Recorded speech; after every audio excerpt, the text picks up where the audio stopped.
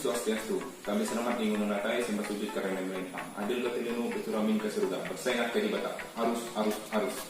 Perkenalkan di sini kami dari kelompok 23 mata kuliah metode khusus PPKN dengan dosen pengampu Dr. Eli Kardiani MPD dan Riyani SPD MPD. Di sini kami akan menjelaskan mengenai menganalisis ancaman terhadap negara dan upaya penyelesaian di bidang ideologi, politik, ekonomi, sosial, budaya, pertahanan, dan keamanan dalam bingkai Bhinneka Tunggal Ika. Itu adalah materi yang akan kami jelaskan. Pada metode ini yang pertama yaitu menyiapkan alat dan bahan. Alat dan bahannya yaitu pulpen, kemudian kertas, lalu papan scroll. Kemudian teknis pelaksanaan itu ada dua. Yang pertama, para siswa menyiapkan ATK, kemudian guru menyampaikan teknis pelaksanaan metode ranking 1 ini. Kemudian untuk metode ranking 1 ini terbagi menjadi tiga babak. Pada babak pertama yaitu sistem gugur, di mana guru membacakan 10 soal pilihan ganda dan yang bertahan akan menuju babak selanjutnya. Selanjutnya itu babak kedua. Pada babak ini yaitu dengan sistem poin, di mana guru akan membacakan 10 soal dan 3 siswa dengan poin tertinggi akan menuju ke babak final. Selanjutnya itu babak final, di mana di babak ini guru akan membacakan 10 soal dan siswa dengan poin tertinggi akan memperoleh ranking 1. Selamat menyaksikan. Jangan lupa like, comment, subscribe, and share. Sekarang kalian siap-siap. Kita masuk ke soal yang pertama. Pada hakikatnya, kebinekaan yang terjadi di Indonesia merupakan sebuah potensi sekaligus tantangan. Dikatakan sebagai sebuah potensi karena A. Mudah tumbuhnya perasaan kedaerahan yang amat sempit. B. Membuat penduduk Indonesia berbeda pendapat dan lepas kendali. C. Dapat menjadi ledakan yang akan mengancam integrasi nasional. D. Dapat menjadi ledakan yang akan mengancam persatuan dan kesatuan bangsa. E. Memiliki kekayaan yang melimpah baik kekayaan alam maupun kekayaan budaya. Silakan diisi.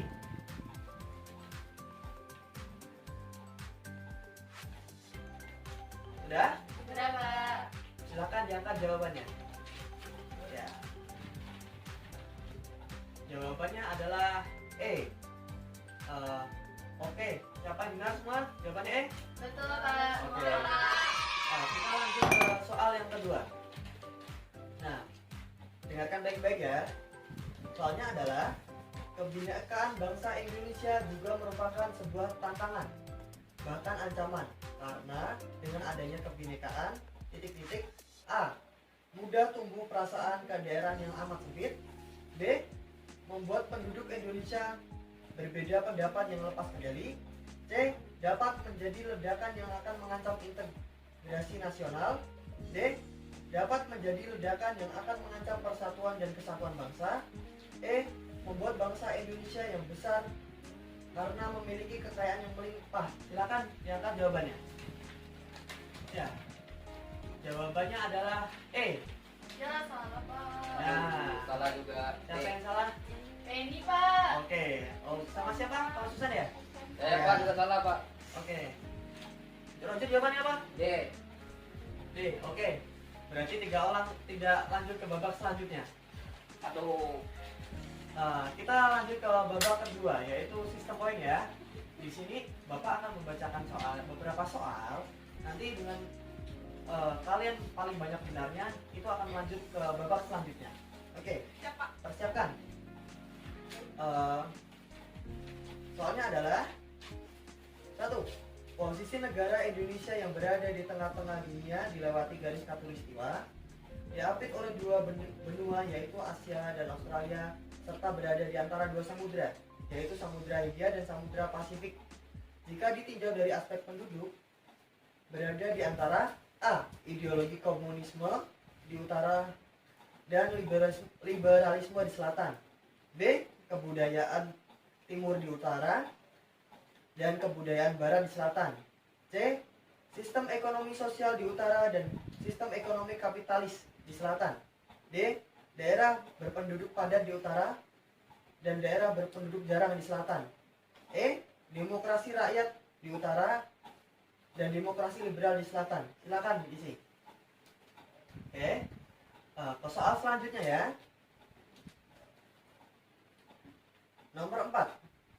Posisi negara Indonesia dilewati garis khatulistiwa, diapit oleh dua benua dan dua samudra. Jika ditinjau dari aspek kebudayaan dunia adalah A. Terletak ideologi komunisme dan liberalisme. B. Berada di kebudayaan timur di utara dan kebudayaan barat di selatan. C. Berada di antara daerah berpenduduk padat di utara dan berpenduduk jarang di selatan. D. Berada di antara sistem ekonomi sosial di utara dan sistem ekonomi kapitalis di selatan. E. Berada di antara demokrasi rakyat di utara dan demokrasi liberal di selatan. Dah? Oke. Isi ya. Ini soal terakhir untuk babak kedua. Dengarkan baik-baik. Posisi negara Indonesia. Oh, sebentar. Ya. Posisi negara Indonesia dilewati garis khatulistiwa, diapit oleh dua benua dan dua samudra. Jika ditinjau dari aspek ideologi, di mana ideologi Pancasila berada di antara A. Ideologi komunisme di utara dan B. Liberalisme di selatan. B. Kebudayaan timur di utara dan kebudayaan barat di selatan. C. Daerah berkependudukan padat di utara dan daerah berkependudukan jarang di selatan. D. Sistem ekonomi sosial di utara dan sistem ekonomi kapital di selatan. E. Demokrasi rakyat di utara dan demokrasi liberal di selatan. Sudah? Nah, kan tadi Bapak udah bacakan 3 soal. Jawaban yang pertama adalah D. Benar? Silakan diangkat. Oke. Jawaban kedua adalah B. Apakah benar? Oke, benar semua. Selanjutnya adalah jawaban ketiga adalah A. Salah, Pak. Salah. Ada lagi? Salah 2, Pak. Oke, berarti yang lanjut ke babak selanjutnya adalah Sri dan Supiani. Ya. Di sini Sri dan Supiani akan melanjutkan ke babak final. Sama saja dengan babak kedua. Babak final menggunakan sistem poin ya. Nah, Bapak juga akan bacakan soalnya seperti tadi. Silakan kalian simak jawabannya. Silakan ya. Siapkan. Yang pertama, polisi negara Indonesia dilewati garis khatulistiwa, diapit oleh dua benua dan dua samudra. Jika ditinjau dari aspek sistem pertahanan dan keamanan, di mana sistem pertahanan dan keamanan Indonesia berada di antara A. Kebudayaan timur di utara dan kebudayaan barat di selatan. B. Sistem ekonomi sosialis di utara dan sistem ekonomi kapitalis di selatan. C. Daerah berpenduduk padat di utara dan daerah berpenduduk jarang di selatan. D. Demokrasi rakyat di utara dan demokrasi liberal di selatan. E. Sistem pertahanan kontinental di utara dan sistem pertahanan maritim di barat. Udah? Sudah, Pak. Soal selanjutnya, polisi negara Indonesia dilewati garis khatulistiwa, diapit oleh dua benua dan dua samudra. Jika ditinjau dari aspek demokrasi, di mana demokrasi Pancasila berada di antara A. Kebudayaan timur di utara dan kebudayaan barat di selatan. B. Sistem ekonomi sosial di utara dan sistem ekonomi kapital di selatan. C. Daerah berkependudukan padat di utara dan daerah berkependudukan jarang di selatan. D. Demokrasi rakyat di utara dan demokrasi liberal di selatan. E. Sistem pertahanan kontinental di utara dan sistem pertahanan maritim di barat. Soal yang terakhir, Bapak bacakan ya. Sudah kan soalnya tadi? Sudah, Pak. Ya. Selanjutnya yang terakhir, usaha pertahanan dan keamanan negara dalam rangka mengatasi ancaman yang datang dari luar dilaksanakan melalui A. Sistem pertahanan sipil. B. Sistem pertahanan oleh Polri. C. Sistem pertahanan negara oleh TNI. D. Mobilisasi segenap angkatan peran yang ada. E. Sistem pertahanan dan keamanan rakyat semesta. Udah, itu soal yang terakhir ya. Silakan diangkat jawabannya. Jawaban nomor 6 adalah E. Apakah benar? Nomor 6 jawabannya E. Nomor 7 jawabannya adalah D. Iya benar. Nomor 8 jawabannya E. Ya, karena sistem poin Sri benar semua, jadi Sri mendapat ranking 1 dan Sri yang mendapat ranking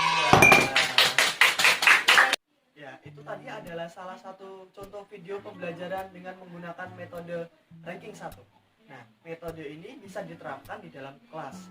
Nah, di dalam daring pun sekarang bisa juga diterapkan karena metode ini tidak perlu memerlukan banyak alat dan sangat memacu siswa untuk aktif dan belajar mandiri. Sekian video pembelajaran dari kami. Apabila ada kurang lebihnya, kami mohon maaf.